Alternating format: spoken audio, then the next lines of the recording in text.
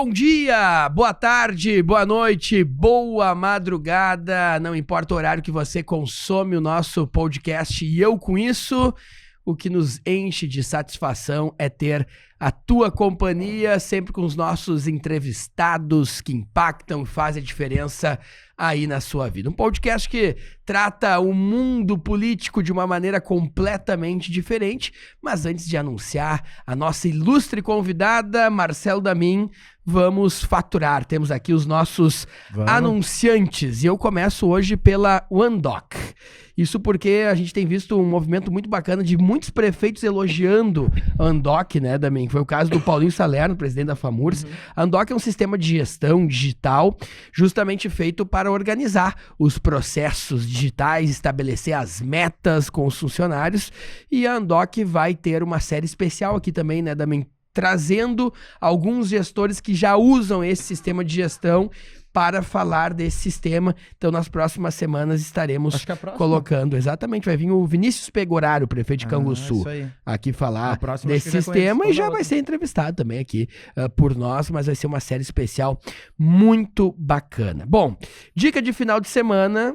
Não tem outra aqui, né, Damin? Termas Romanas. Termas Romanas, do seu Roberto Argenta. Aliás, Damin, tu que tá sofrendo muito com estresse nas últimas semanas, aí, eu acho que tu tá precisando colocar o jalequinho branco lá e tirar o celular longe, né? E ficar curtindo ali as águas termais carregadas de enxofre, para ter uma recuperação cerebral, uma recuperação... Exatamente isso que eu tô precisando. Uma recuperação não só do estresse, mas também corporal, que é isso que faz o Termas Romanas, localizado lá em Restinga Seca, na 4ª Colônia, região central do estado.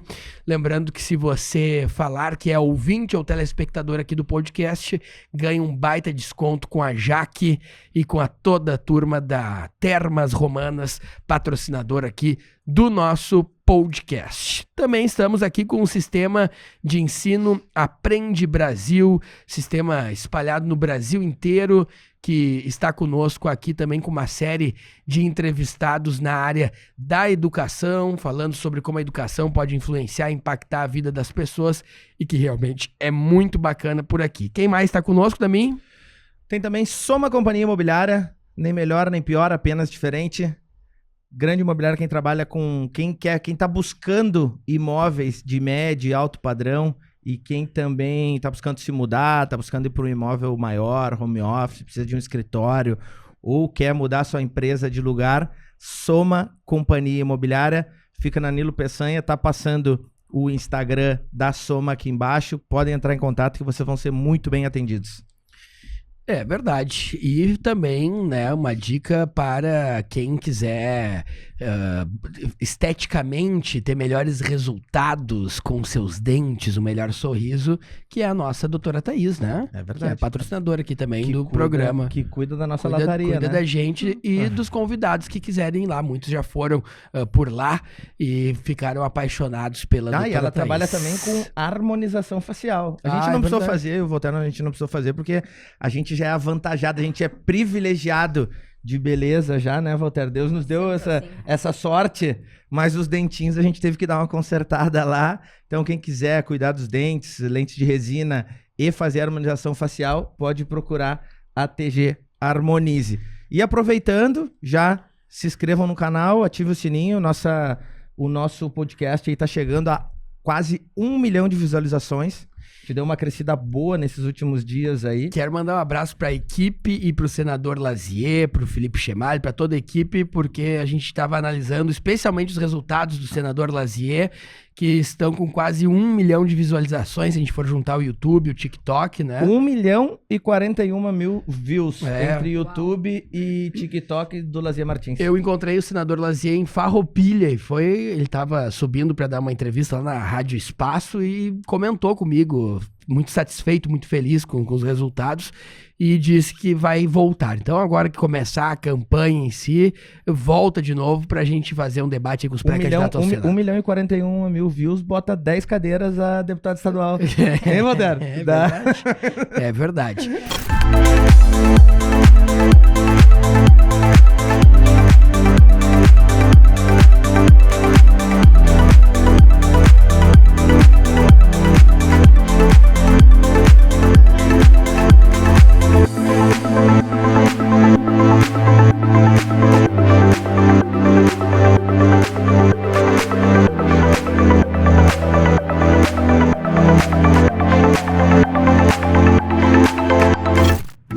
Se você também acredita que a educação é o principal caminho para transformar a realidade do nosso país, conheça o Sistema de Ensino Aprende Brasil. Um sistema completo com soluções específicas para potencializar a aprendizagem nas escolas das redes municipal e estadual. O Sistema de Ensino Aprende Brasil oferece materiais didáticos integrados, assessoria pedagógica, ambiente virtual de aprendizagem e até sistemas de gestão e de avaliação. Aprende Brasil, um sistema que dá resultado.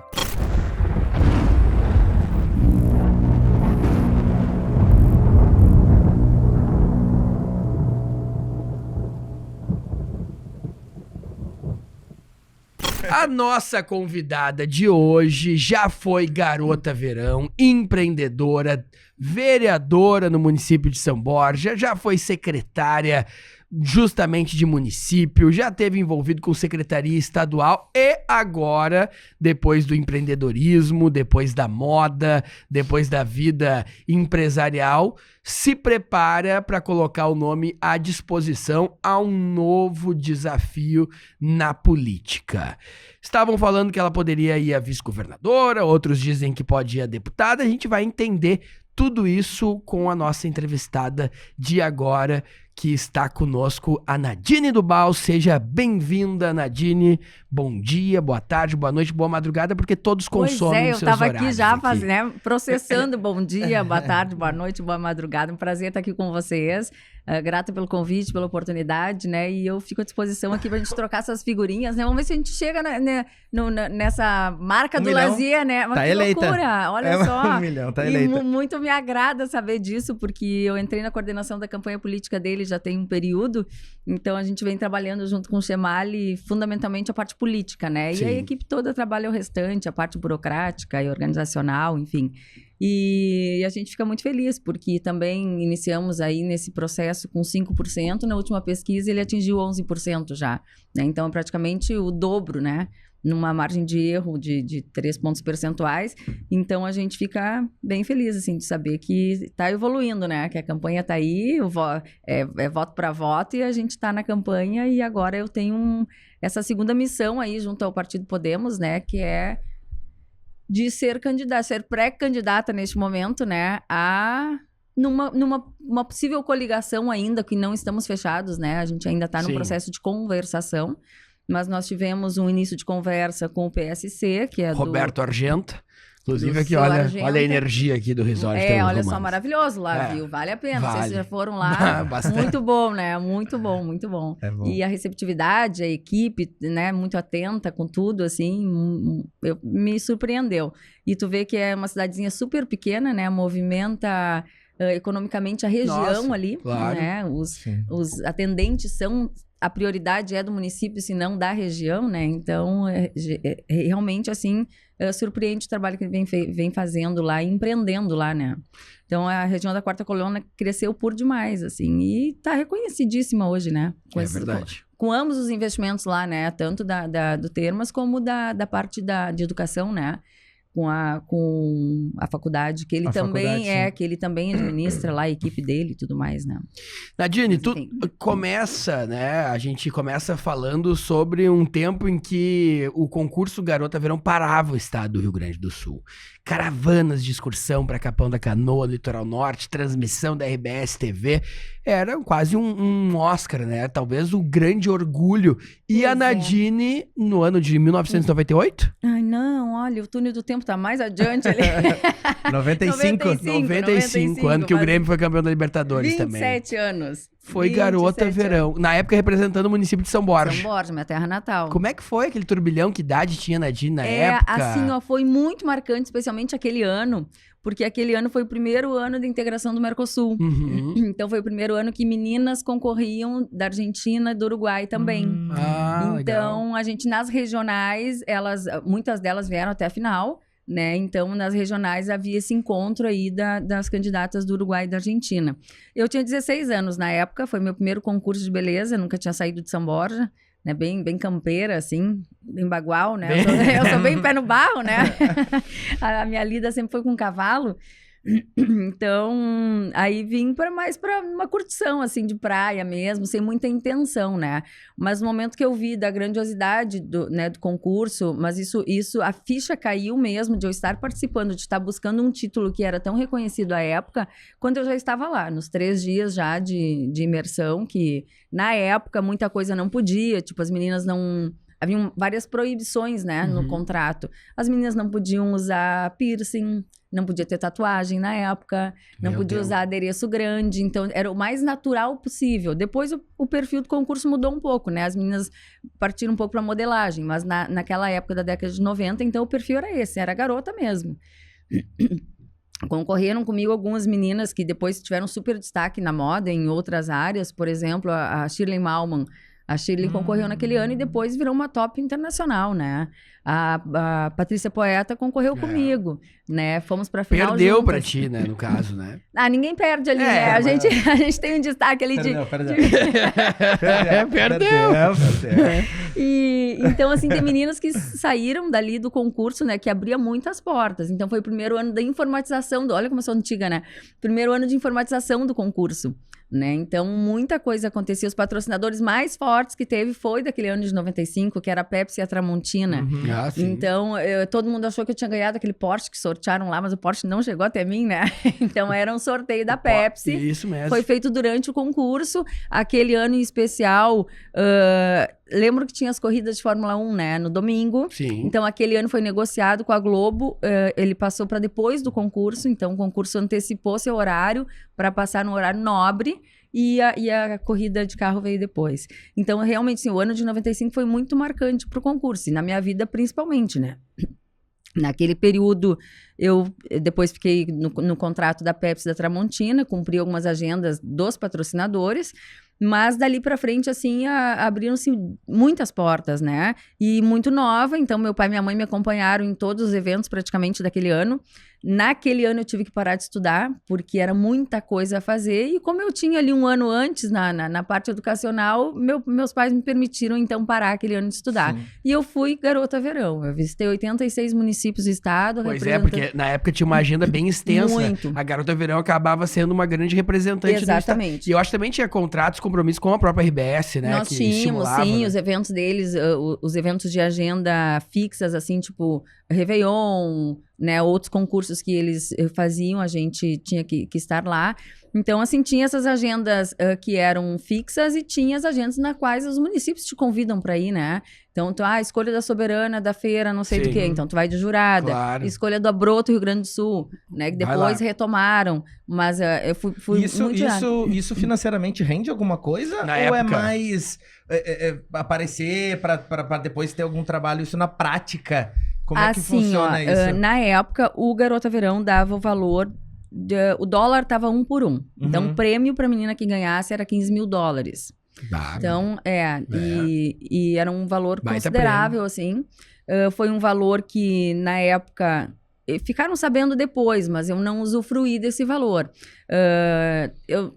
Meus pais tinham condições de vida, né, boas, assim, então, e sempre fizeram muita ação social, né? Eu aprendi com eles isso muito nova. Então, eu imaginava, assim, na verdade eu tinha uma convicção, eu não fiz nada para ganhar esse valor, né? Eu ainda fui lá brincar, né? Me divertir, né? E, então eu cheguei na minha cidade e fiz uma doação para as 6 instituições que mais precisavam à época, que era a PAI, que sempre precisa até hoje, sim, né? O asilo, os asilos também são, né? Eles sobrevivem muitos de doações, e lá tinha uma instituição que era de amparo ao menor, que eram crianças que eram destituídas do pátrio poder ou que estavam passando por algum processo judicial, ficavam amparados naquele local, chamava-se SBAM, Sociedade de Amparo ao Menor. E aí a gente fez essa doação, então, né? Depois eu contei para meus pais tudo e isso ficou guardado. Muito tempo depois descobriram, daí fizeram uma reportagem comigo, perguntando. A partir dali, eu sempre visualizei essa questão financeira do concurso como um presente, né? Então, muitas coisas se cobrava cachê, outras coisas não. Se eu fosse desfilar com a faixa, representando o concurso, sim. Aí nós tínhamos um cachê financeiro. Do contrário, para participação em júri, eu não cobrava. As outras meninas sempre cobraram. Então, assim, mas posso te dizer que com 16 anos eu tive minha independência financeira. Pra quem, Voltaire, só um cálculo, que eu sou amante dos números, né? Ai, meu pai. Ontem eu tava vendo o Luciano Huck, e aí tem aquelas crianças que fazem aquelas contas de matemática, né? Sim, tem uns gêniozinhos ali, né? E eu chego sempre na frente. É ou não é? Eu tô mentindo, falando a verdade. Eu chego sempre na frente. Então, eu sempre gostei muito de número. E só pra gente engrandecer mais a tua atitude, eu peguei rapidão aqui, eu dei uma mexida no celular aqui. 1995, $15 mil, que seriam R$15 mil na Exatamente, época, né? era. O salário mínimo em 1995 era R$100. Então são 150 salários mínimos. É como se fosse hoje um prêmio de, sei lá, R$200 mil, talvez. Imagina tu ganhares isso pra ir desfilar. Esse é o... Então qual foi o teu esforço lá? Ganhou 150 salários mínimos e doou 150 salários mínimos. Só pra se entender a grandeza. Porque parece hoje assim, 15 mil, talvez... Não, na época era o valor de um automóvel, 150 né? mil reais. E só que naquele período, naquele ano de 95, até então dava um automóvel. Mas no ano de 95, a idade das meninas que concorreram era abaixo de 18 anos. Não tinha Por exemplo, começou com 15. O concurso começava de 15 a 23. Uhum. Essa era a idade do concurso. Então, as meninas não tinham carteira. Então, revertia-se o valor em tese. Não faz sentido, né? Dar um carro de 15 anos. Exatamente, né? Então, a premiação vinha da Pepsi Tramontina, mas em recurso financeiro. E aí a Nadine segue uma carreira de modelo? Como é que funciona a partir daí nos próximos anos? Sim, aquele ano todo eu dediquei ao concurso mesmo, né? As viagens, os contratos e tudo mais. No outro ano eu tive uma passagem pela Elite Model em São Paulo e eu não gostei de São Paulo, não me adaptei a São Paulo. Mas muito jovem também, né? Muito novinha, eu tinha 17 daí já na época. Foi com teus pais ou aí já foi sozinha? Fui com a minha mãe. Tua mãe Fui te com a minha mãe, me acompanhou. Mas chegasse a morar lá? Pois é, eu fiz até um contrato de aluguel de 1 mês lá numa parte e fiquei uma semana. Aí eu quis vir embora por conta. Aí não quis ficar, e nós já tínhamos uma agenda de trabalho bem interessante, assim, pra época, né, e novinha, então, mas eu realmente não me adaptei à cidade, não gostei, e assim, eu sempre tive muita autonomia, né, as coisas que eu gosto de fazer, eu me determino, não recebo muita ordem, a verdade é essa, né. Então, neste meio em especial, tu é um produto. Né? E tu faz o que os outros querem, tu faz o que vai constar no contrato. É uma minuta do contrato. Exatamente, e aquilo não me agradou. Né? Então eu realmente não me adaptei ao meio nem da modelagem, né? E nem ao meio de São Paulo. Hoje, mais madura, talvez eu fosse até empreender lá. Mas naquele período eu não me adaptei. Mas fundamentalmente foi mesmo por essas questões, assim, de não aceitar. Assim, eu sempre fui uma pessoa que eu questionei demais tudo. Né, e sempre tive uma abertura para isso. Com 16 anos eu tive uma independência financeira, então as pessoas me dizerem que tipo de cabelo que eu devo usar, cortar, né, que tipo de roupa, aquela coisa de ficar, eu sempre fui magra e mais alta, mas aquilo não era o suficiente, né, eu tenho 1,70 m e eu tinha que pesar 48 quilos, que era o padrão da época, não para modelo, não era o que eu queria. Né? Eu queria estudar, eu queria viajar, eu queria fazer outras coisas e não ficar submetida, né, a padrões, principalmente, e a horários e agendas de outras pessoas. Então, não me serviu. Por uma opção, eu saí do meio da modelagem. Até hoje eu faço alguma coisa, mas de brincadeira, né? Eu faço para amigos. Eu tenho loja hoje, acabo trabalhando, né? Tu é modelo da tua própria loja hoje. A loja leva meu nome, a gente tem registro de marca, né? Nossa. Então, a gente foi construindo essa história. Mas nada que seja engessado para mim, né? Então, assim, eu faço brincando. E faço mesmo para amigos e tudo, fotos ainda. Mas não nada profissional, assim. Tanto que nem cobro pra isso, né? Faz a loja fica aqui em Porto Alegre? Não, eu tenho loja em Ijuí. Eu moro em Ijuí há 11 anos já. Enfim, a minha carreira começou com Garota Verão, né? Isso não é uma marca pra mim, né? E foi uma marca pro concurso também. E depois até fizeram um questionário, assim, né? Com as pessoas, estavam tentando retomar o concurso, quem era mais lembrada, e eu fui uma das mais lembradas como Garota Verão. Então, assim, realmente marcou, né? Ter essa reciprocidade de ter marcado a minha vida e eu ter marcado a história do concurso também. E depois disso eu fui estudar, eu queria muito estudar, era o que eu queria fazer. Eu me formei em Direito. E assim que eu me formei, entrei em férias e fui para São Borja. Meu pai, à época, era vereador e não ia concorrer. E aí o partido, à época, me convidou para Qual partido era teu pai? PP ou PDT? PP. Lá porque lá é a disputa, na época né? ainda PDS, né? PDS, PPB, daí vem aquela construção, chegamos Arena, no PP. PDS, PP, Isso, PPS. ele é daqueles lá, PP raiz. e hoje, na verdade, é progressista, né? Progressista. Ele é da raiz lá. E aí eu acabei aceitando, porque na minha cabeça, assim, eu tinha 24 anos, estava formada já, né? Se eu não me elegesse, minha vida não mudava nada. Se eu me elegesse, talvez aí eu ia ter que voltar para São Borja, né? Mas já estava... então não tinha nada a perder, né? E eu adorava política desde cedo. Comecei a fazer política de porta em porta, pedindo voto pro meu pai. Naquela época a gente entrava na casa das pessoas. Eu me lembro, a gente levava o santinho, né? E hoje é tudo muito rápido, né? Tu dá uma passada. Não, lá tu fazia amizade, né? Era outro ritmo de campanha. Almoçava, tomava café, tinha uns ficava o dia inteiro. Tu ia pra cima daqueles caminhões. Olha, era uma função. E eu adorava a história. E ainda mais quando a gente tem um ganho, né? Tipo, meu pai se elegeu na campanha que eu fui ajudar. E então, para mim, aquilo foi super marcante. E a questão de ver que as diferenças sociais, elas podem ser minimizadas com ações da política, né? E que a gente atinge a vida das pessoas com ações políticas. E, na verdade, a gente faz política desde dentro de casa, né? Sim. Então, o fato de tu já te relacionar com alguém que venha morar contigo, como é que é? A gringa, né? A gringa, a loira, como é que é? Isso aí. A magra. A magra. Tu já faz política em casa, né? Claro. Já no teu bom dia. Então, a gente é um ser humano político. E então, isso eu sempre tive muito claro, assim, pra mim, né? O que era possível fazer com a política, que a gente pudesse ser meios de atingir outras pessoas com a política. E aí, meu primeiro trabalho aos 18 anos já foi com política, foi ser assessora de um parlamentar na Assembleia. Enquanto isso, eu estudava. Aqui em Porto Alegre. Aqui em Porto Alegre. Tu já morava aqui. Eu passei o concurso aquele ano de 95 viajando, por causa do Garota Verão. Com 17 eu vim pra cá, terminei meu colégio aqui. Eu estudei no Bom Conselho. Meu irmão se formou ali também. Adorei a escola. Do lado do Moinhos. Eu lembro que na formatura do meu irmão no Bom Conselho ele tinha turmas de AH, de tanta gente. Sim, eu era da G. Olha, era bonito, uma formatura assim, gigantesca. Assim, se formaram no Gigantinho. O Bom Conselho, eu não sei como tá hoje, mas era uma das melhores escolas, né? Sempre com nível, ranqueamento bom. E eu adorava, assim, porque como eu tinha vindo do interior, eu tinha sido emancipada, né? Meus pais me emanciparam com 16. E a escola era super rígida, então pra tu sair ali tinha que ter autorização dos pais. Claro. Eu me sentia, né? Imagina eu emancipada e tinha o Ribs, te lembra? Na esquina da praça. Claro, a gente ia lá pra comer o pão de queijo do Ribs. Não, olha, foram anos assim bárbaros. E uma Porto Alegre muito mais evoluída nesse tempo, né? Totalmente. Uma Porto Alegre, ainda mais nessa região aí, nessa região, muito bom.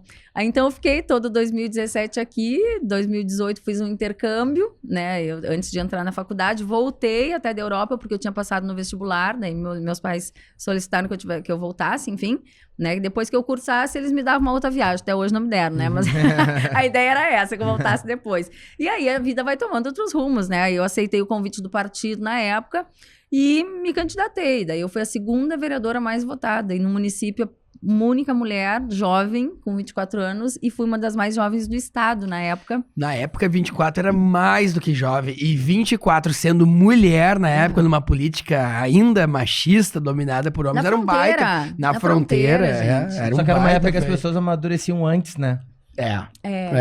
Hoje Hoje tu vê que demora... Mas tu tinha muito mais interação pessoal, né? Claro. Exatamente. Muito mais não. Tu tinha interação pessoal.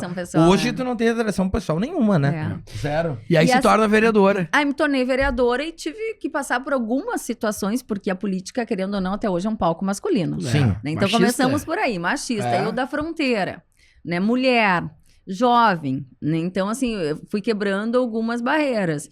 E sempre muito firme nos meus posicionamentos, né? Sempre trazendo comigo virtudes e princípios e valores que eu trazia de berço. E não foi muito fácil, né? Não foi muito fácil. Teve um período, eu fui a única vereadora lá que abriu uma CPI contra o prefeito, que tive a coragem de pedir uma CPI. Ainda brincavam à época. Na época aí tu era oposição, né? O prefeito devia ser do PDT na época. PDT. Né? PDT. Com 24 anos. Com 24 Abriu, anos. mas você pegou... Não, consegui assinatura, mas assim, ó, no limite pra abrir, né? E foi um ano muito difícil. E caiu de eleição. Prefeita? Foi um ano muito difícil de eleição, agora eu vou contar. Teve um ano muito difícil de eleição, porque nós a cidade tinha 21 vereadores, e foi no ano que teve a redução do número de vereadores, caiu para 10. Então, à época, eu fiz 1.826 votos. Foi um caminhão de voto. Um caminhão de voto. Aí depois até fizeram entrevistas com os vereadores, os 3 vereadores mais jovens à época. Nós gravamos e a Zero Hora também fez ali no Teatro São Pedro.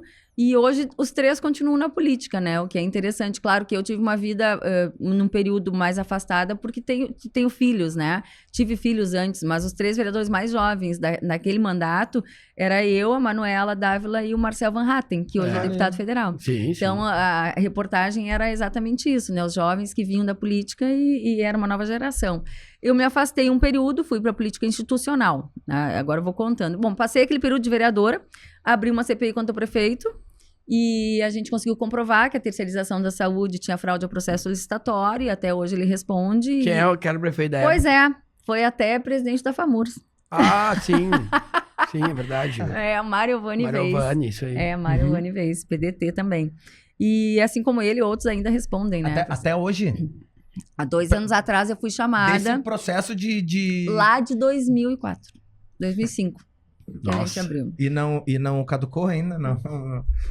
Porque, na verdade, a gente encerrou o processo ali da comissão investigatória e nós encaminhamos para todos os órgãos judiciais possíveis. Então, o Ministério Público Federal, Estadual, a gente ia, né, entregando a pastinha com tudo, assim, e era terceirização da saúde sem o processo licitatório. Esse era o tema.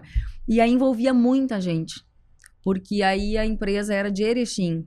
Então, a gente foi entregando para todos os órgãos. E o processo criminal, ele foi um pouco mais demorado, né? Porque depende de tu estar...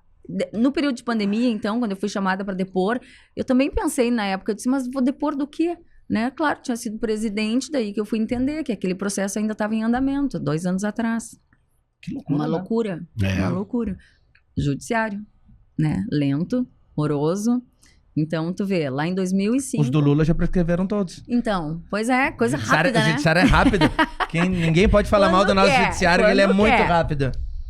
E aí, depois dessa eleição do primeiro mandato como vereadora, quis ser vereadora novamente? Não, eu sempre não tinha esse ânimo. Até coloquei meu nome à disposição para preencher o número das vagas das mulheres, que na época já tinha o percentual de 30%, mas eu estava grávida do meu filho. Então, eu estava grávida do Nelson já tinha uma relação com o pai dele, que era deputado estadual aqui na época. A gente coordenou a campanha, até participou da coordenação de campanha. E aí eu fui ser mãe. Que é o né? Marquesan. É isso, que era Marquesan. Aí eu fui mãe ali aquele período e depois eu voltei para as minhas atividades. Aí eu tive uma passagem no governo IEDA, pela Secretaria de Desenvolvimento Social do Estado do Rio Grande do Sul, onde eu fui uma das diretoras. Era o secretário Schiller, na época, que foi um baita de um secretário, um cara inteligentíssimo e que somou muito na vida, assim, porque é um aprendizado. Tu tomar um café da manhã com ele é um aprendizado. Onde é que anda o Schiller tá em São Paulo. São e é Paulo? colunista da Veja também hoje. Porque sumiu, né? Nunca mais ouvi falar. Ele ficou um período só em consultorias e tal, e hoje ele tá em debates, ele tá bem, bem popular novamente. Mas é um cara que a gente só aprende, né? E ali foi uma experiência muito grande que eu tive de trabalhar com programas sociais do Estado. Então, para a minha diretoria em especial, tem 3 grandes programas que eu fui uma das coordenadoras e que a gente fechava parcerias com instituições do Estado. A gente trabalhava muito terceiro setor, né? Então, um dos programas que eu coordenei lá era o RS Socioeducativo, onde o Estado do Rio Grande do Sul dava dinheiro para os municípios, o que é muito difícil, né? Para que eles implementassem nos seus municípios, com a ajuda financeira do Estado, programas de ressocialização a menores infratores. E aí era uma parceria que nós tínhamos, fazia uns PACs, né, com o Ministério Público, envolvia toda a sociedade, né, instituições, Ministério Público, Judiciário, prefeituras e as lideranças políticas. E aí nós implementamos em diversos municípios do estado, aqueles onde os prefeitos aderiram, né, ao projeto, e eles passavam a receber, então, recursos de R$10 mil à época para implementar esses projetos e tirar da rua esses meninos ou do crack, enfim, né, e ressocializar. O projeto, na verdade, era o seguinte, tu trazia eles, né, para a sociedade novamente, mas tu tinha que dar oportunidade para eles também, né? Então, o projeto já previa isso, tirava eles da rua, mas apresentava cursos técnicos para eles para que eles pudessem já sair preparados do período onde eles estavam, né? Tinha muitos, aqui em Porto Alegre a gente fechou com o Pão dos Pobres na época, Sim. e os municípios do interior já têm, né, as suas instituições que são de amparo ao menor. Então era direto com aquelas instituições. Outro programa que eu fui uma das coordenadoras também foi o RS Criança, onde a gente fazia captação de recurso para o fundo da criança aqui para poder implementar os projetos no estado do Rio Grande do Sul. E o terceiro, que foi grande também, e aí eu conheci uma realidade que foi muito difícil, assim, de a gente apresentar e que ela persiste até hoje, né? Que foi o CRAC Nem Pensar, onde a gente fazia uma parceria com a RBS e também com todas as instituições. Então, eu fui a muitas comunidades terapêuticas do estado conhecer e aí era muito impactante, porque eu conheci uma criança com 5 anos dependente químico. A mãe era craqueira, como dizia, né? Sim, grávida. Grávida, a criança já nasceu com a dependência. E o pai alcoólatra e também do crack, e a mãe dava...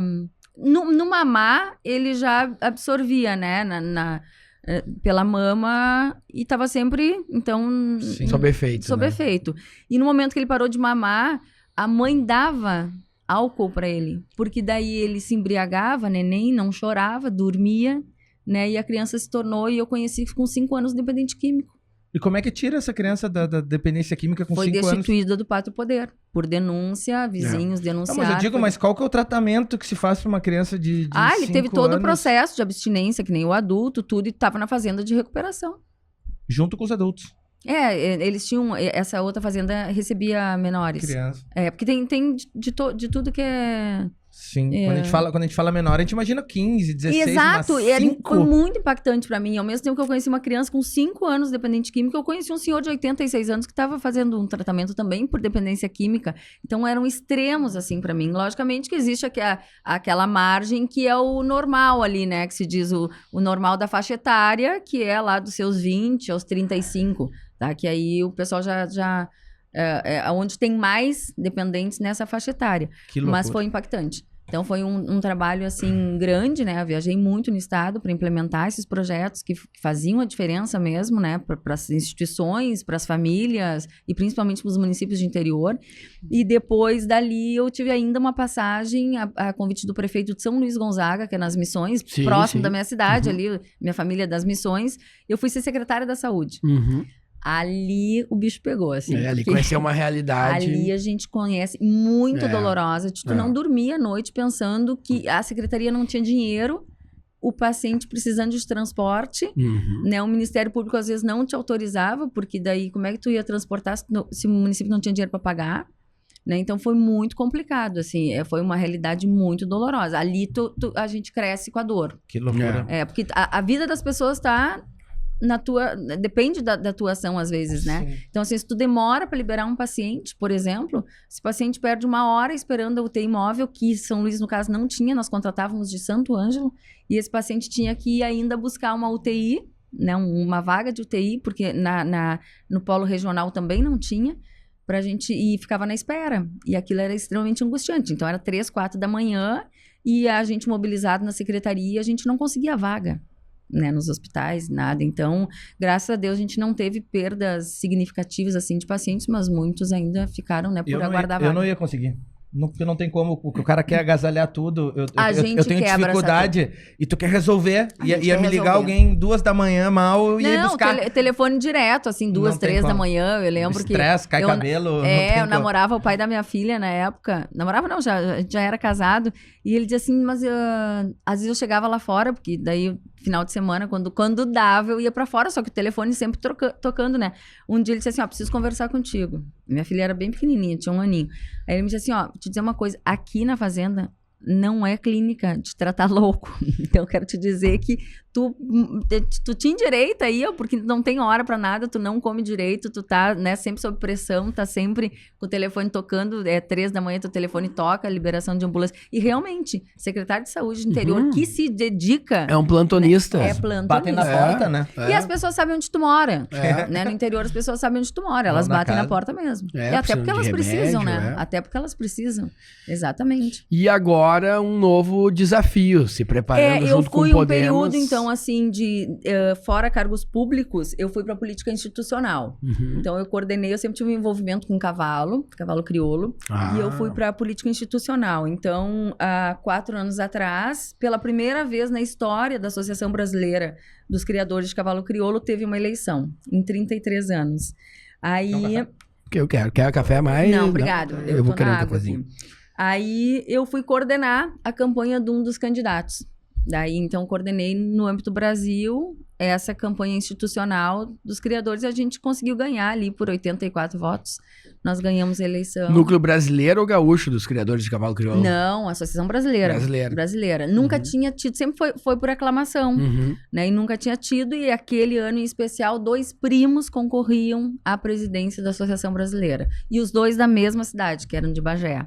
Então, inclusive, teve um rompimento familiar ali, né? Como na política tem sempre, né? Então, mesmo na política institucional. Claro. Então, aí eu parti para a política. A disputa é igual, né? A disputa é igual, né? É voto, né? Então, fui para a política institucional. Ainda depois disso, eu fiquei participando lá em Juí. Eu moro há 11 anos lá, como eu estava dizendo para vocês. E eu participei da parte do empreendedorismo. Daí, associação comercial, diretoria da mulher. E por aí foi. E acabei sendo presidente, a única mulher em 33 anos de feira, para ser presidente da segunda maior feira em número de visitantes do estado do Rio Grande do Sul, que é a Expo Juí Fenadi.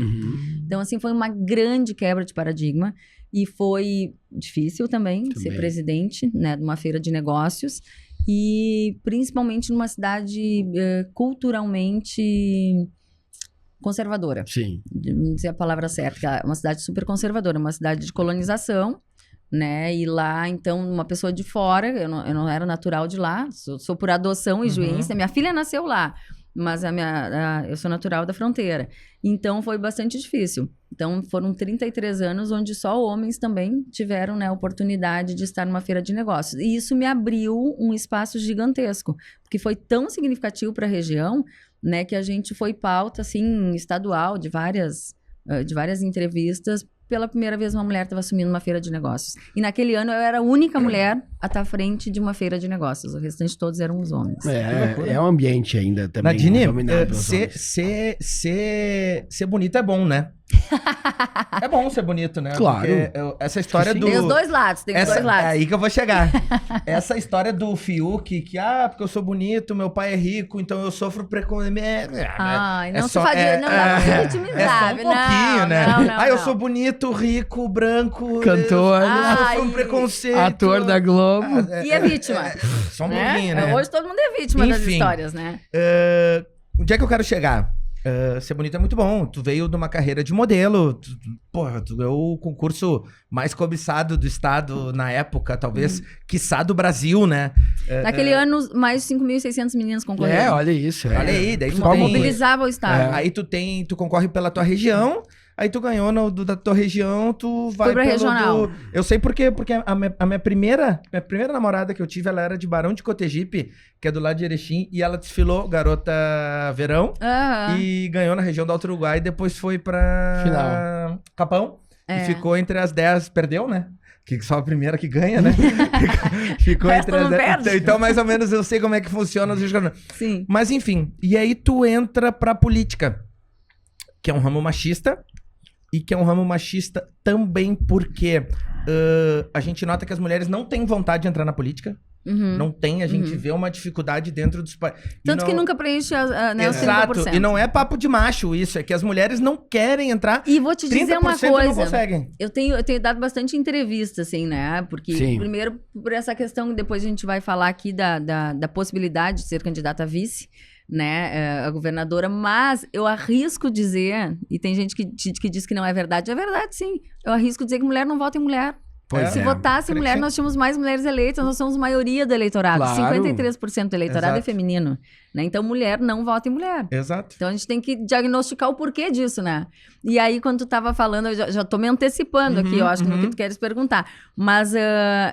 a beleza te traz, principalmente nesses meios e no meio político, a descredibilidade. Exato. É aí que eu ia chegar. Acertou na mosca. Imaginei. Exato. Porque tu tem que provar muito mais. Porque tu deve ter ouvido muito. Principalmente nos teus primeiros anos. Eu tenho certeza absoluta que tu ouviu... Ganhou porque é bonita. Votaram porque... Vou votar porque é bonita. Foi Garota Verão. Ok, voto, adoro. Preciso do voto, né?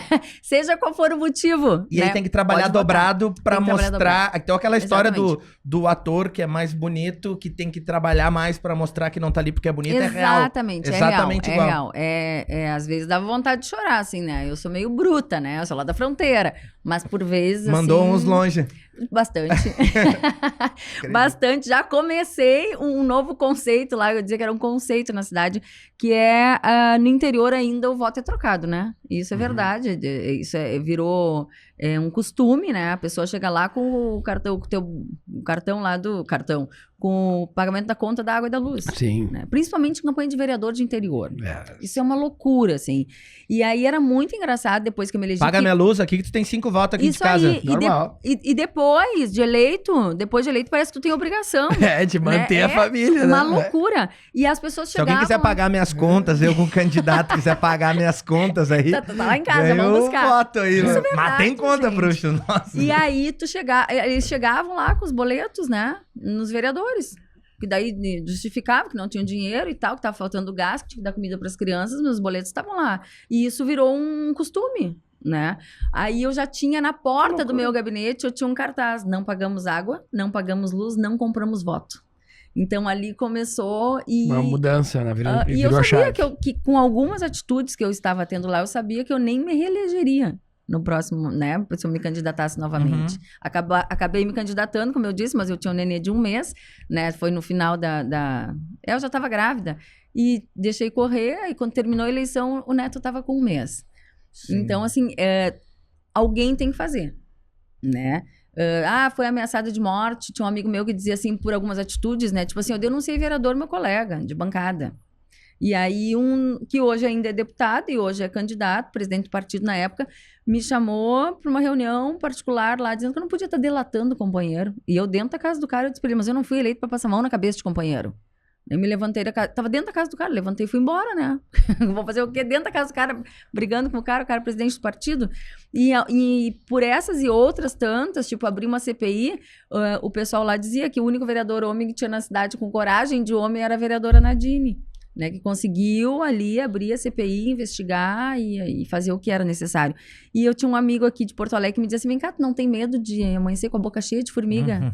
Eu denunciava a boca de fumo, né? Então eu já tinha feito trabalho, sempre fui voluntária, né? E nesses trabalhos assim, enfim, antidrogas e tudo mais. Então eu tinha vontade de mudar o mundo, né? Por isso que tu te mudou pra Juí, então. Não, porque lá isso foi já circunstancial, não. iam te matar. Isso foi circunstancial. Mas na época, assim, eu entrei com toda aquela vontade que eu acho que todo jovem entra, sim, né? E depois tu vai enfrentando aquelas barreiras. A minha primeira barreira lá foi a questão de ser jovem, ser mulher e ser bonita, né? Então, assim, eu enfrentava primeiro a descredibilidade das pessoas, depois, pela idade, não tem capacidade. Como tem capacidade? Com 18 anos já trabalhava política, né? Já tinha sido assessora parlamentar. Sim. Então, ali eu ia me colocando e tinha que ir mostrando para as pessoas e convencendo as pessoas da minha capacidade, né? Então, assim, enquanto um vereador com 40, 50 anos apresentava seu santinho e as pessoas já nem davam muita conversa, eu tinha que conversar muito e demonstrar, né? E comprovar, né, que eu tinha capacidade, por já ter trabalhado com política, por, né, já ter trabalhado, enfim, em mais de um ramo, por ter ajudado meu pai, já lá com 12 anos, e que eu era envolvida desde muito cedo. Não então, é só mais um rostinho bonito na política, então. A gente não pode ser, né? Bom provar, isso passa, né? É efêmero demais, então o que fica é o que a gente faz para a sociedade, né? E eu tenho uma coisa muito clara para mim, eu tenho 2 filhos. Né, eu vou fazer 44 anos em outubro agora, meu filho fez 14 anos há 2 semanas. Libriana? Eu sou escorpiana. Escorpião. Aí meu filho fez 14, minha filha... Escorpião é complicado, né? Minha filha vai fazer 10 agora em agosto.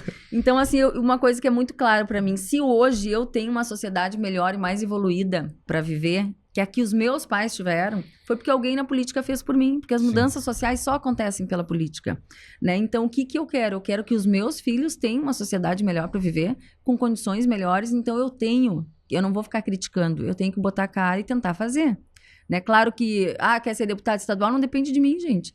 Depende de voto, né? Depende das pessoas acreditarem no projeto, depende das pessoas pactuarem dos mesmos entendimentos que os meus, né? Com a mesma vontade que a minha. Então, eu tento, até por palestras, com tudo, atingir o maior número de pessoas e tentar trazer novos líderes, né? Para a construção de um partido que a gente possa construir. Sozinho é difícil de a gente fazer, né? Mas se a gente... É aquela coisa, um sonho... Sonhado sozinho é só um sonho, né? Tu sonhado com outras pessoas se torna realidade.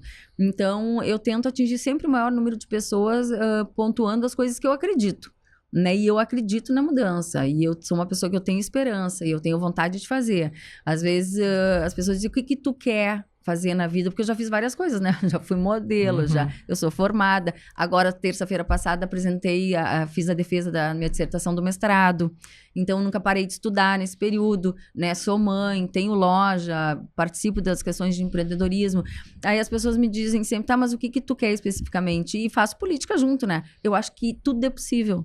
Tá, claro. Eu acho que a gente consegue fazer, temos essa capacidade de ser multitarefas, começa por aí. Segundo, eu não sei tudo o que eu quero na vida, porque a vida é oportunidade, né? Agora eu tenho muito claro, para mim sempre tive as coisas que eu não quero e as pessoas com quem eu também não quero me relacionar. Sim. Porque nesse meio a gente encontra pessoas de todas as índoles, né? Então, assim, automaticamente, com as tuas atitudes, com os seus posicionamentos, as pessoas vão se apartando. Né? Então, às vezes, tu fica sozinho em algumas demandas, em algumas ações. Mas na política é mais difícil, né? De enxergar o porquê os caras são muito artistas, né? Na tem política é difícil, tu né? leva pra casa, tu compra e leva Não, tu pra convive casa. tu convive no dia a dia. É. Por exemplo, o Voltaire ama todo mundo. O Voltaire, eu mexo com ele, eu brinco com ele, que ele ama todo mundo. E ele fica amigo muito rápido. E eu fico Ele apavorado acredita, com essa ele acredita. Não, o Voltaire, ele nasceu pra isso que ele faz. Entendeu? É um talento nato dele. Só que com o Voltaire eu já convivo há um tempo. Eu já consegui Sim. ver a índole dele. Sim. Só que tem muito político que tu vê assim na primeira vez, parece que ele te abraça, te beija, teu melhor amigo. Coisas, é incrível, né? Tem duas coisas assim que na verdade prejudicam muito, né, no meio da política. Primeiro, as vaidades pessoais. Isso é... Né? E segundo, o jogo de interesse. É. E grande parte tá ali por um jogo de interesse, né? Pela busca pelo poder. E não só ser um meio para se utilizar, né? Porque a gente tem que ser usado. No momento que tu tem poder, tu tá à disposição da sociedade para ser usado. É muito claro isso. Outra coisa, tu é servidor. A população tá te pagando. E as pessoas não têm essa consciência. Tu sabe que o negócio da vaidade... Olha que legal isso. Eu tenho imobiliário aqui em Porto Alegre, né? E aí alguns pessoal, através de network, o pessoal me ajuda a achar um lugar para eu construir... Como é que chama? Me fugiu a palavra agora. Não é QG, eu fui milico, tô com QG na cabeça. Diretório de partido? O diretório, comitê de campanha. Uhum. Me ajuda a achar um lugar de campanha. Tá. E a primeira pergunta é tipo, o que tu quer no teu comitê? E a primeira resposta de todos sempre foi assim, ó. Eu quero que na frente tenha um espaço de vidro pra eu poder botar um banner. Primeira coisa, não falando nem de espaço interno, Nada, divisa. nada. Eu quero que... Tá, e que tamanho que tu precisa que seja o comitê? Não, aí eu não sei. Aí vê aí o tamanho qualquer, mas tem que ter o vidro na frente pra botar a minha foto bem bonita lá na frente. A visibilidade. Primeira coisa, tem que ter a fotinho bonita lá na frente. É um ramo que e o Voltaire já tinha me falado isso, né? É um ramo que o ego conta muito, né? Muito. Destrói, Muito. né? Destrói amizades, destrói construções, que às vezes tu tá conseguindo construir lá, mas não, o outro vai levar os louros, né? Não, vou deixar, né? Porque daí já tá pensando em voto na próxima eleição. Gente, enquanto for pensado assim, separadamente, as coisas não vão evoluir. Não tem como evoluir. Sim. Né? É humanamente impossível. E a diferença da qualificação também, né? Então, hoje, tu ter um candidato com uma qualificação, isso vai apartando, como eu digo, né? No interior, a gente vê muitas aberrações. Tá? As pessoas têm um despreparo gigantesco e são cargos de poder, são autoridade dentro da cidade. Né? A questão do ficha limpa, acho que veio para melhorar muito, né? Porque principalmente no interior, que as pessoas se conhecem, tu é o bonachão da cidade, tá? Pode estar com a ficha lá suja, mas é o bonachão dele é legal, vou votar nele, ele é legal, ele foi com o meu colega, e assim funciona. E aí a gente se dá conta do seguinte, hoje a gente critica muitos dos que estão lá, seja no âmbito federal, seja aqui na Câmara Estadual, né? Mas a gente critica, como é que se elegeu? Ele tem voto. Tem pessoas que pensam como ele, é o retrato da sociedade. As pessoas que estão lá, eu sempre conto em algumas palestras que eu dou, por ter entrado na política jovem, eu dava palestra para muitos jovens, né? E ainda hoje, passado alguns anos, eu uso o mesmo exemplo, que é o da tartaruga, né? Que tinham 2, assim, compadres lá no interior de São Borja, lá de Tapes, tá? E aí eles iam na esquina, tinha um boteco, uma bodega, como a gente diz lá na fronteira. E eles passavam todo dia ali naquela rua discutindo, porque no meio eles enxergavam uma tartaruga em cima da árvore, né? E aí um ia discutindo pra lá até o boteco lá, como é que essa tartaruga subiu na árvore? Como é que a tartaruga... E aquilo foi durante uma semana, aquela discussão, eles todos os dias, no final da tarde, indo pro boteco, tomar a sua caninha 51 e discutindo como é que a tartaruga subiu na árvore. Gente, tartaruga não sobe em árvore. Alguém botou ela lá. Sim. E os cargos públicos é a mesma coisa. Se hoje a gente tem incompetentes, se hoje a gente tem as pessoas de má índole, se a gente tem os ladrões na política, foi porque alguém colocou eles lá. A gente não se elege só pela vontade, né? Então, verdade. É a história da tartaruga. É o reflexo da sociedade. Colocaram essas pessoas nos cargos de poder. E, Nadine, hoje a gente tá gravando esse podcast, ele vai semana que vem, agora a gente tá no dia 11 de julho.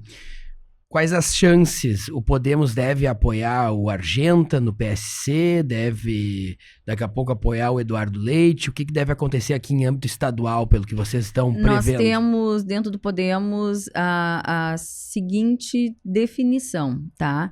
Que ainda estamos abertos para conversa. O que acontece nós tivemos já 2 reuniões com o PSC e coligados, tá? Dirigentes dos partidos que já estão coligados, eles têm 5 partidos já coligados com eles, e eles ainda estão com a vaga de vice em aberto. Foi ofertado ao Podemos, então, a vaga de vice e algumas secretarias, que daí depois entram nas negociações partidárias ali, né, para fazer as composições. Não está descartada esta possibilidade, tá? Porém, nós também fomos procurados pelo governador, não Eduardo Leite, né, mas o governador Ranolfo, ainda quando era pré-candidato, né, ao governo, antes do Eduardo se posicionar. E nós estamos no governo com 2 secretarias hoje, né? Nós participamos do governo Ranolfo, né? Hoje, no final, o governador, participamos do governo Ranolfo hoje com 2 secretarias. Isto não é um compromisso final, tá? Até porque o Ranolfo não é mais candidato.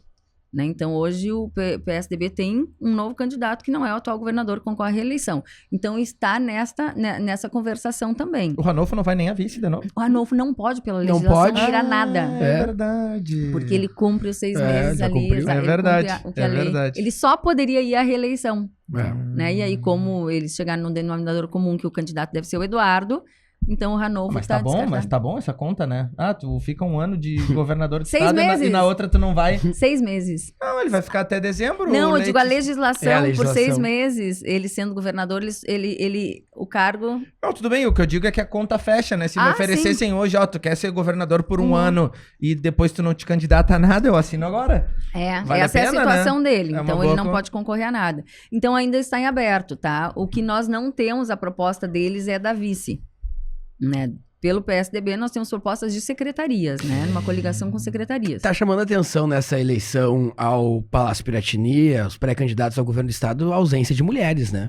Total. E aí entra o seu Argenta, né? PSC com essa possibilidade de abrir para o Podemos a vaga de vice e a vaga de vice ser uma mulher. E aí o nome indicado pelo partido, na verdade o nome sugerido por eles, da coligação, foi o meu nome e o partido abonou meu nome. Então, nós ficamos nessa, né, até fechar com a possibilidade. Hoje eu me coloco como pré-candidata a deputada federal. Federal. Federal. Pelo cálculo, quantos votos precisaria para chegar até a Câmara dos Deputados? Nós temos um puxador de votos ali, que é o deputado Maurício de Zedric, né? Fenômeno. Esse é um fenômeno. E que vai aumentar a sua votação, viu? Ele ou o Marcel, acho que vão puxar a carreira aí, né? O Maurício é muito trabalhador, é um fenômeno. Ele é uma máquina, gente. Ele é uma máquina. Ele não para nunca, ele tá, quando tu acha que ele tá sabe indo fazer numa política região, muito sabe bem. fazer política, um guri muito do bem, assim. Né? Então, tem muito futuro, E nós nos encontramos na campanha, que eu conheci mais ele proximamente, assim, na campanha de prefeito aqui em Porto Alegre. Né? Naquela primeira campanha onde eles coligaram com o PSDB. Ele foi a grande revelação naquela campanha. Ele foi a revelação, exatamente. Ali ele deu um boom. Né? Ali ele estourou pro Rio Grande do Sul. E hoje ele vai fazer mais votos do que a prospecção deles. Eu acredito nisso. né? Então, acreditamos que o Podemos faz 2 cadeiras para federal. A segunda poderá entrar com 50, 60 mil votos, porque a gente tem uma nominata completa. Então, nós temos candidatos ali com uma média de 30 mil votos, já foram candidatos em outra eleição, sob outra sigla também, e migraram para o Podemos. Então, a gente tem a capacidade de eleger 2 federais, assim como temos a certeza que faremos 3 estaduais, né? E buscamos a vaga do Senado, né? Na verdade, é a reeleição do Lazier, porque é a própria vaga, né? Ele defende a própria vaga. Sim. Então, a gente tem ainda o senador que faz essa grande representatividade aqui no estado, né? Estamos nos encaminhando para os nossos momentos finais aqui de considerações da Min e Nadine. Dentro dessa polarização, Nadine, tu tens lado? Nessa polarização que estamos, agora começou também... Nacional, no âmbito nacional. Entre Lula e Bolsonaro, tu vai te posicionar? Eu acho que todos temos que nos posicionar, né? Independente de agradar ou não. Né? Essa sempre foi minha posição. Nós não temos candidato. Tá? Então, assim, foi uma decisão da Nacional deixar os pré-candidatos, né? E os futuros candidatos livres para apoiar quem considerar melhor. Porém, nós somos um partido de centro-direita, então dificilmente estaremos, né, apoiando candidatos de esquerda. Essa e eu, particularmente, Nadine, que venho, né, venho de partidos de direita ali, eu não voto em esquerda. É uma posição, uma convicção pessoal. Assim como eu tenho princípios, valores que eu carrego de berço e levo para a política e para os meus empreendimentos, para tudo, eu tenho cá comigo que eu não tenho o porquê e não me identifico com as bandeiras de partidos de esquerda. Então, eu não voto na esquerda. Então, vai de Bolsonaro. Se hoje a mesma coisa que disse o Lazier também aqui, né? Se a opção for, se a opção for entre os dois, eu votaria no Bolsonaro. E outra coisa que é uma campanha que eu faço, eu não anulo voto, não voto em branco. Sim. Então, eu acho que para a gente poder ter uma participação efetiva e poder cobrar, né, de quem tem cargo de poder, a gente tem que participar, mesmo que seja só com o voto. Então, eu não voto nulo e não voto em branco. Meu voto é válido sempre. Considerações finais, então, aí, Marcelo Damin. Não, é isso aí. Primeiro, prazer ter te recebido aqui.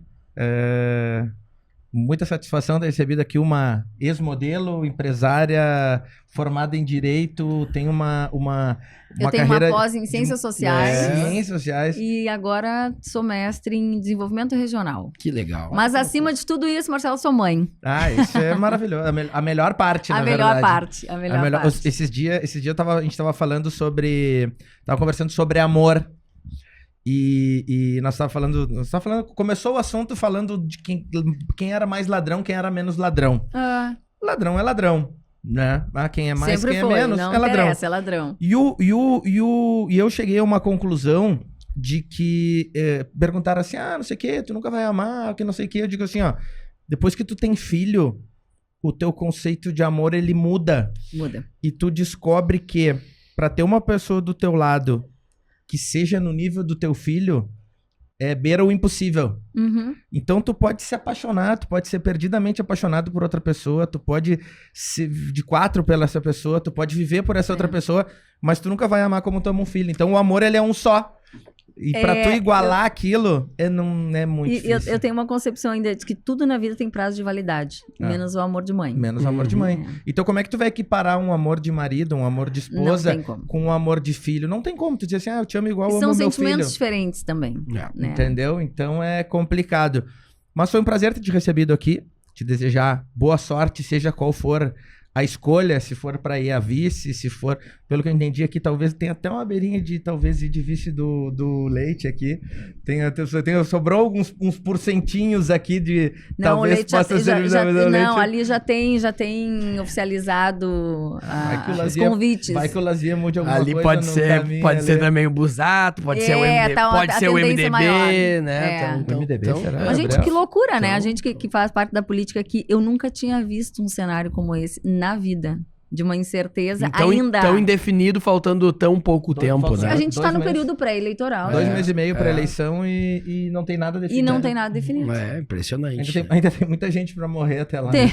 Pelo que Pra cair fora. Pelo que a gente tá vendo. É. Mas prazer estar aqui contigo, satisfação, Voltaire, mais uma vez, prazer, tava com saudade de tu. 2 semanas que eu não te via já. É verdade. Que loucura, ainda bem que a gente deixa os programas gravados, né?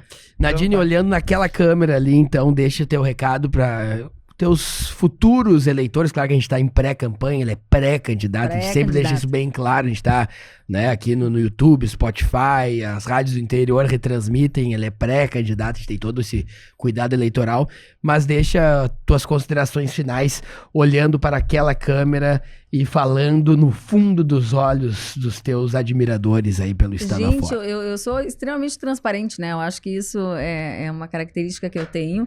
Hoje eu reafirmo a pré-candidatura a deputada federal, né? A única maneira de não ser candidata a federal é se o partido entender que devemos fechar uma coligação com outro partido onde nos oferecem a vaga de vice, mas ainda, né, nós temos essa indecisão também, não podemos afirmar, ainda estamos em conversação, não podemos afirmar aqui a quem vamos apoiar, mas então eu reafirmo minha pré-candidatura a deputado federal.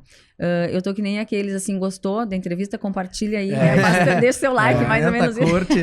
Tu vai ter os cortes também pra colocar nas tuas redes. Tá ótimo. Stories, então, gente, eu quero agradecer, Marcelo, eu agradeço, Voltaire, pela oportunidade de estar aqui conversando, a vocês que nos assistem, né? E dizer, o que eu posso dizer é o seguinte, se compactuarem com as minhas ideias, os meus ideais que eu tenho, que venham comigo nessa caminhada, né, e que a gente possa construir aí um Rio Grande ainda maior. E nós voltamos, Nadine, na próxima terça-feira, a partir das 19h03 no nosso Spotify, canal no YouTube e diversas rádios FMs do interior. A todos um bom dia, uma boa tarde, uma boa noite. Boa noite, uma boa madrugada. Exatamente. Valeu!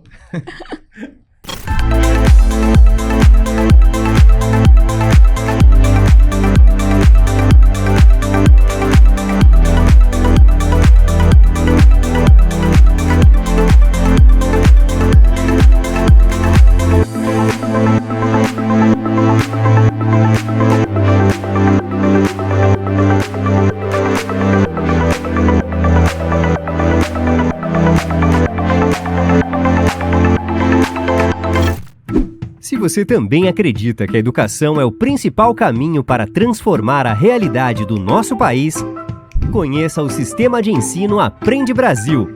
Um sistema completo com soluções específicas para potencializar a aprendizagem nas escolas das redes municipal e estadual. O Sistema de Ensino Aprende Brasil oferece materiais didáticos integrados, assessoria pedagógica, ambiente virtual de aprendizagem e até sistemas de gestão e de avaliação. Aprende Brasil, um sistema que dá resultado.